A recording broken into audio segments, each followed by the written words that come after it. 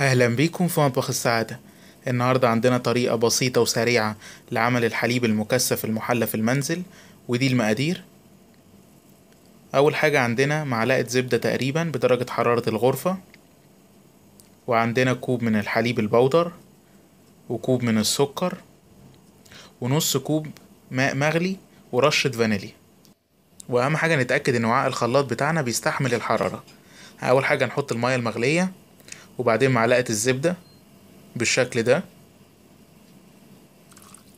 وبعدين رشة الفانيليا، وبعد كده هنحط كوب من السكر وكوب الحليب البودر، ونبتدي نضربهم مع بعض لمدة 5 دقايق بالشكل ده.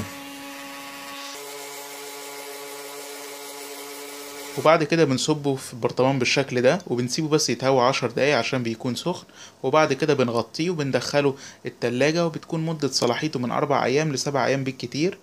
وبعد كده بنخرجه لو حابين نستعمله، وبيكون تقيل ومركز بالشكل ده، وبيكون كمان كثيف بالشكل ده، وبيكون أفضل من الحليب المكثف المحلى بتاع المحلات التجارية. وبيتحفظ في التلاجة لمدة زي ما قلنا من 4 أيام لغاية 7 أيام. لو هنستخدمه نخرجه، لو مش هنستخدمه يفضل في التلاجة محفوظ. وأتمنى حضراتكم تجربوا.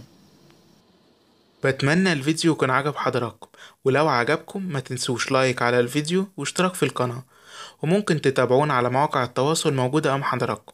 وإلى اللقاء إن شاء الله في فيديوهات جديدة على مطبخ السعادة.